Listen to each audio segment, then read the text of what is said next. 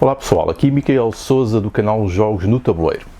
Hoje, para fazer aqui um vídeo, voltar aqui aos vídeos de reflexão, aos vídeos sobre design de jogos. Aqui numa abordagem mais ao conteúdo, às dimensões, aos conceitos, àqueles debates e àquelas definições que são importantes quando queremos entrar mais na parte da concepção, do estudo dos jogos, do design, do planeamento, da estratégia e daquilo que são as dinâmicas de construção dos próprios jogos, mas também reflexão dos jogos como sistemas. Portanto, entramos aqui claramente numa parte mais quase académica, mais conceptual, de enquadramento, que são coisas que são muito importantes quando estamos, por exemplo, a ministrar aulas, cursos, formações, o que quer que seja, desse tipo de coisa sobre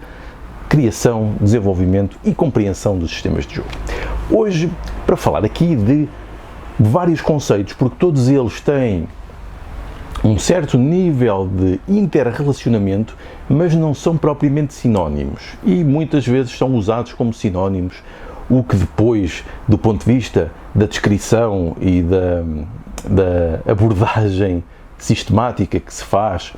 acaba por gerar algumas confusões. Então, vamos falar primeiro aqui de temas e narrativas. Temas e narrativas é um conceito muito utilizado especialmente em jogos de tabuleiro, jogos analógicos,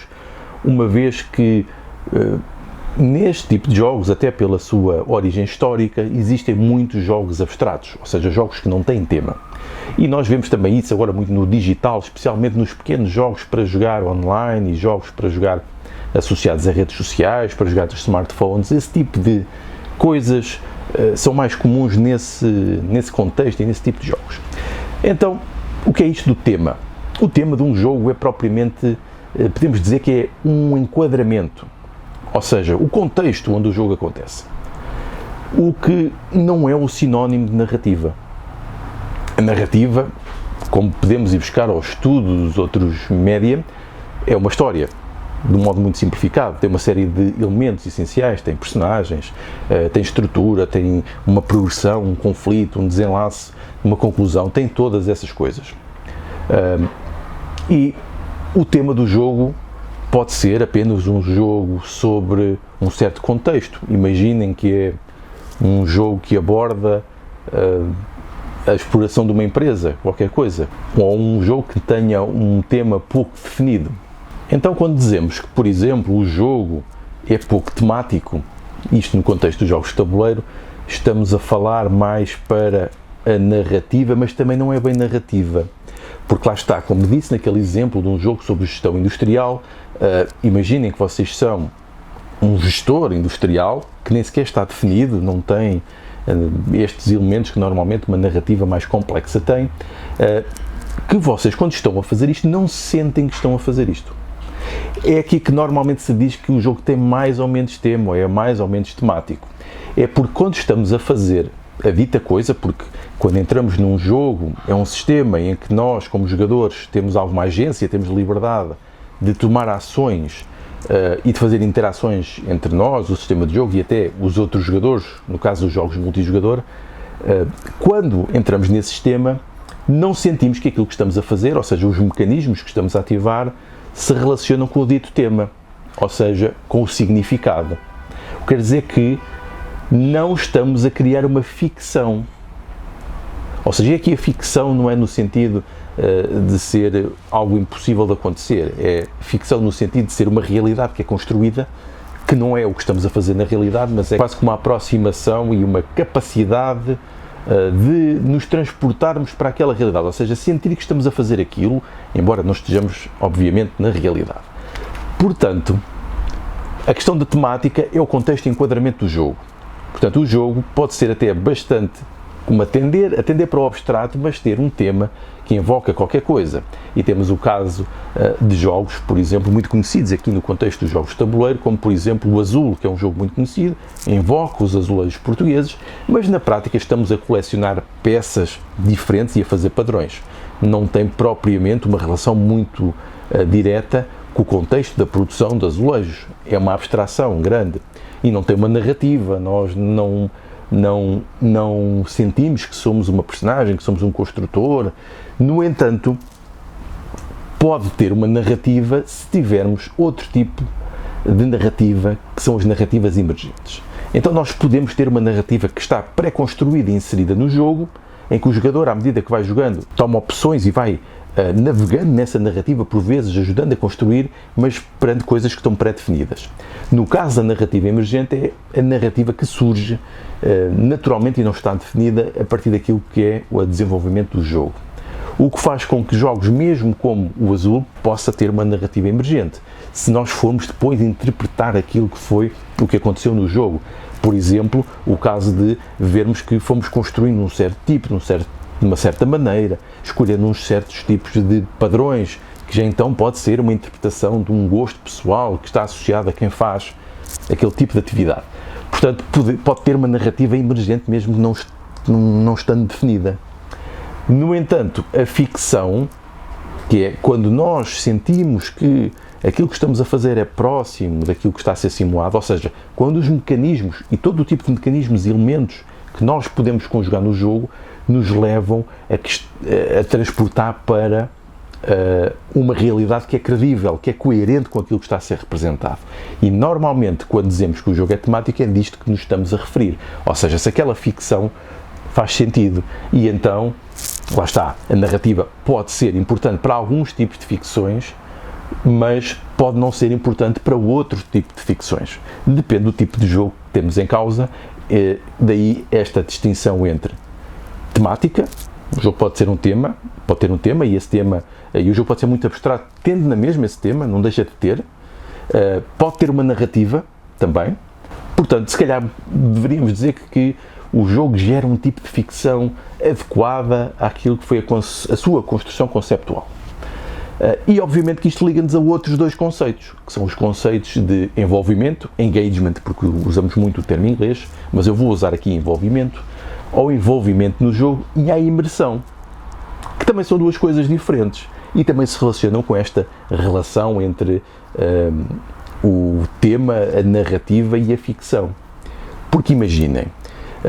se o jogo tiver imersão, quer dizer que vocês sentem que estão dentro do jogo, ou seja, que por vezes é difícil distinguir os limites da realidade, ou seja, de vocês e o jogo,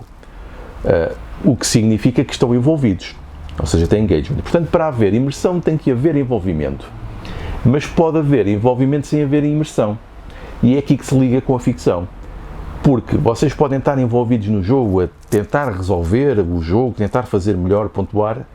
num jogo que pode ser então o tal jogo industrial, sem sentirem qualquer ligação com a ficção da indústria. Não se sentem como industriais, mas sentem-se como jogadores que querem fazer o melhor possível no jogo e assim estão envolvidos pelas interações, pelo lado competitivo, pela colaboração, o que quer que seja. Mas, ou seja, envolvimento não depende forçosamente de haver uma ficção e não depende de haver uma narrativa e não depende de haver uma imersão. No entanto, se vocês tiverem um jogo que tem uma ficção muito forte e que vos leva então a conseguir entrar nesse tal mundo, que quando estão a jogar o jogo até se esquecem da vossa vida pessoal e se sentem aquelas personagens, ou aquele tipo de entidade, ou aquele tipo de emoção, depende daquilo que o jogo está a tentar, ou seja, simular a tal ficção que está a ser criada, então vocês estão imersos no jogo. Acontece muito nos jogos digitais, em que nós nos esquecemos quase da realidade. Também acontece, por exemplo, nos jogos narrativos analógicos, também pode acontecer num jogo de tabuleiro, dependendo do tipo de jogo. Portanto, distinguir aqui todas estas coisas. Então falámos aqui de 5 conceitos importantes. Tema, ou seja, o jogo pode ter um tema e é o contexto escolhido para o jogo, que normalmente pode influenciar os componentes, a arte gráfica, o aspecto. Narrativa, pode ter uma narrativa, ou seja, ter uma história, aqui no conceito mais tradicional de história, com as suas etapas e dimensões pré-definida. O jogo, mesmo não tendo uma história pré-definida, pode gerar uma narrativa emergente, depende do tipo de jogo, e, acima de tudo, o jogo, quando tem elementos da conjugação dos mecanismos com as narrativas e o tema, pode gerar, então, uma boa ficção, e isso é que leva a que os jogos sejam uma relação entre aquilo que estão a tentar simular, e que tenham então uma ficção que, quando se diz em jogos de tabuleiro, diz que é temática, ou seja, há uma relação entre o conceito que está a ser representado e o modo como ele se representa. Depois, isto obviamente liga-se os outros dois conceitos, com envolvimento, se nós gostamos daquilo que estamos a fazer, e depois também uma relação com os perfis de jogador. O jogo envolve-nos, estamos lá, gostamos de estar, queremos continuar, queremos fazer mais, mas pode ter imersão, que é provavelmente um nível mais profundo de envolvimento, em que nós sentimos, fazemos mesmo parte daquele mundo criado, daquela ficção. Portanto, tudo isto são conceitos diferentes, próximos, que por vezes são usados como sinónimos, mas que por vezes, quando os usamos como sinónimos, podemos entrar em simplificações e não aprofundar a dimensão e as tão grandes variedades de jogos que existem, porque agora, se vocês pensarem em muitos exemplos, vão ver, por exemplo, jogos que têm estas coisas todas, que têm apenas um tema e são meramente abstratos, mas mesmo sendo abstratos conseguem ser envolventes para certos tipos de jogadores, podem ser até imersivos se a pessoa gostar muito da resolução de problemas e se esquecer de tudo o resto.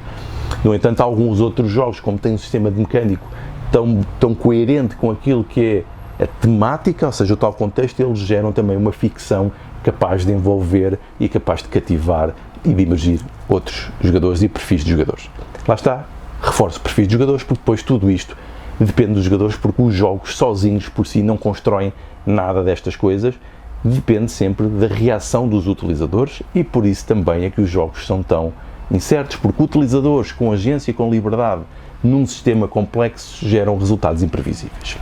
E os resultados aqui são as experiências, e obviamente que todas estas coisas, especialmente o envolvimento e a imersão, se relacionam com as experiências. Portanto, fica aqui este resumo, mais ou menos. Eu tentei repetir várias vezes os mesmos conceitos para os tentar clarificar, e é aqui o meu contributo na forma de vídeo, uma vez que eu vou também escrevendo sobre estas coisas em publicações académicas e de investigação,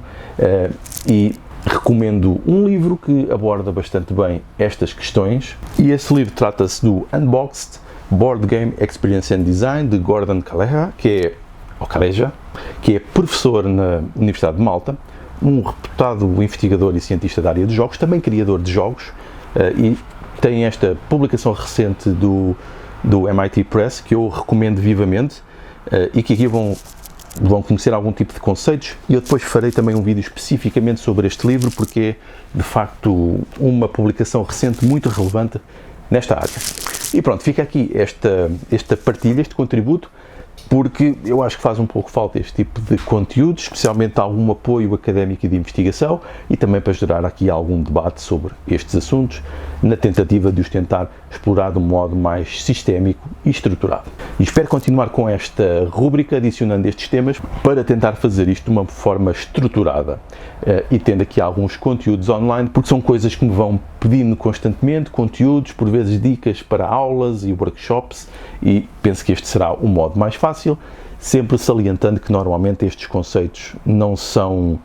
devem ser abordados de um modo muito leve, devem ser pensados e estruturados e baseados em conhecimento conceptual mais sólido. Portanto, o que eu recomendo